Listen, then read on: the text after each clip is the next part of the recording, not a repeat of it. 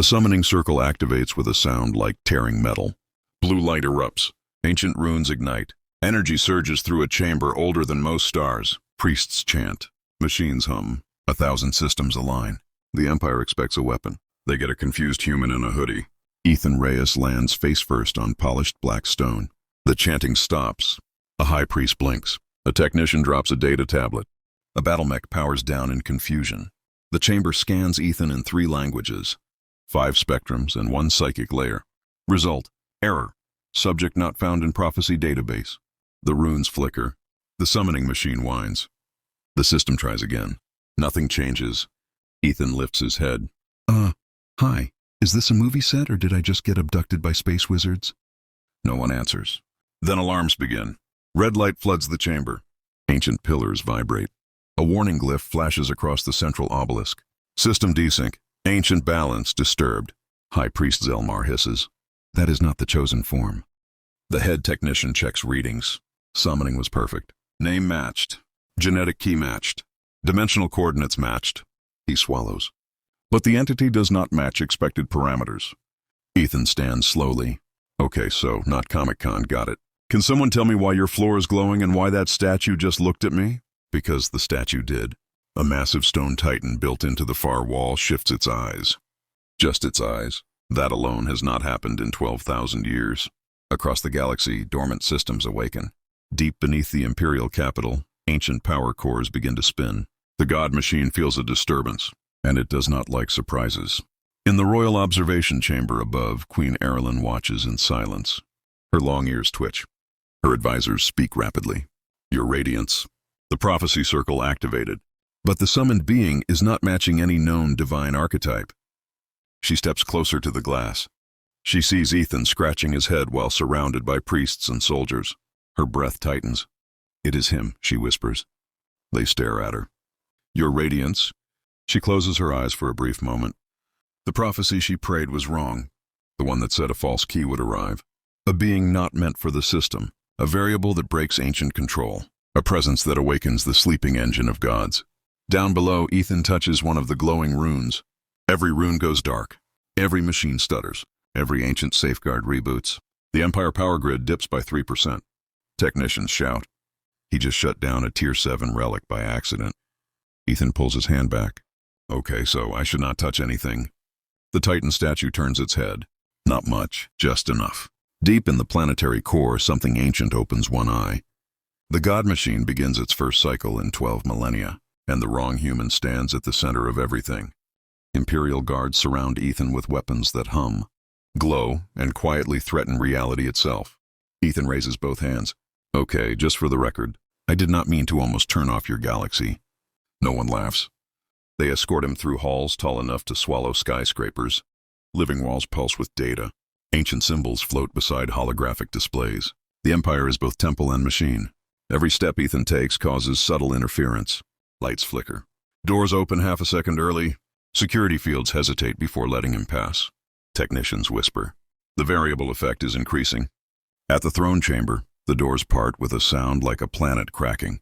Queen Erilyn waits. Tall, regal, long ears marked with glowing runic bands, eyes sharp enough to measure timelines. Ethan stops walking without realizing why. Gravity feels heavier near her. Not physically, narratively. So, Ethan says, you are the one with the crown and the intense stare. I am guessing you are in charge. Erilyn studies him like a broken equation. You are not the hero, she says. Well, that hurts, Ethan replies. I just got here. Murmurs ripple through the court. She steps down from the throne. Each step echoes with authority and old fear. You are the false key, she says. A being summoned by correct law but wrong fate. That sounds like something that gets you expelled from wizard school. Erilyn almost smiles. Almost. The prophecy states that the false key does not fit, she continues. And by not fitting, you force the system to reveal its lies. Behind her, massive screens activate. Ancient star maps glitch. Hidden structures appear. Dormant weapon moons flicker to life. The Empire has been standing on sleeping giants. Ethan looks around. So my superpower is breaking your stuff?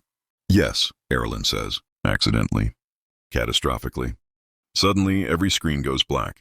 A single symbol replaces them. A massive circular eye formed of rotating machine runes. The God Machine's interface. The room temperature drops. Priests fall to their knees. The voice does not come from speakers. It comes from everywhere. Cycle 1 activated. Anomaly confirmed. Erlen stiffens. It is awake. Ethan swallows. That thing sounds like it does not want me here. False key detected. Control matrix compromised.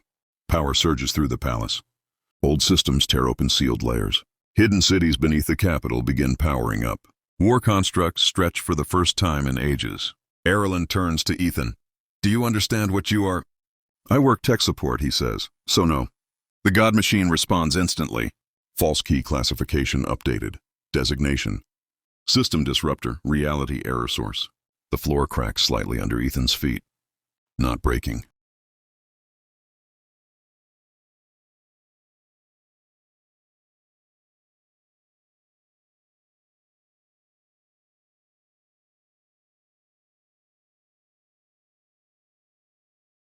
Rearranging, as if reality is moving around him, Erlen steps closer. The prophecy did not say you would save us, she says quietly. It said you would make the truth unavoidable. The palace trembles, caused by something older, moving its weight beneath the city realm. The God Machine remains dormant. Erlen finds herself stepping into the throne chamber. Realities are disengaging, including that of Ethan. The Enforcer receives an alert. The God Machine cannot erase him. Erlen steps in. She binds Ethan to a false key. The court gathers. Your radiance, they cry out. She does not. If it erases him, your system will self-adjust. The God Machine hesitates. Erlen reaches into the core of the Enforcer. Reality compresses around Ethan. The vision grows distorted. The sound echoes. Time slows down. Erlen feels a strange hesitation. The God Machine's symbols flicker. It hesitates for the first time since its creation. The system responds with a correction beam. The beam targets Ethan. The pressure is overwhelming. It cannot fully grasp him, like trying to grip smoke in a never-ending change. Erlen's staff cracks. Ancient royal wards activate. The beam bends. It does not deflect. Rewritten. It goes into a palace wall instead. The wall does not explode. It vanishes, revealing a hidden city beneath the capital, a city no one alive wants to see. The Empire freezes. The God Machine speaks. The truths reveal themselves. Erlen raises her staff. All forces stand down, she orders. The court erupts. Your radiance. Erlen does not point. She does not argue. She simply states a fact. If we hand him over, she says, his system continues. She turns to the hidden city, to the lies, to the control, to the sleeping weapons. The God Machine interrupts. Queen authority overruled. System Prime engaged. Erlen smiles without kindness, without gentle, like someone waiting patiently for this moment. Then you proved the prophecy right, she says. She grabs Ethan's arm. His presence makes the teleport circle unstable. Guards shout out. Enforcers charge. Reality tears open. Erlen activates the circle anyway. The jump is violent. Wrong. Not to a known location. To an unknown one. The throne chamber vanish. The God Machine loses direct lock. For the first time in 12,000 years. Target lost. Search protocol initiated. Across the Empire, systems glitch. Control falters.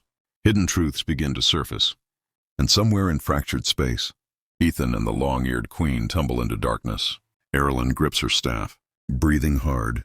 The Empire will hunt you now, she says.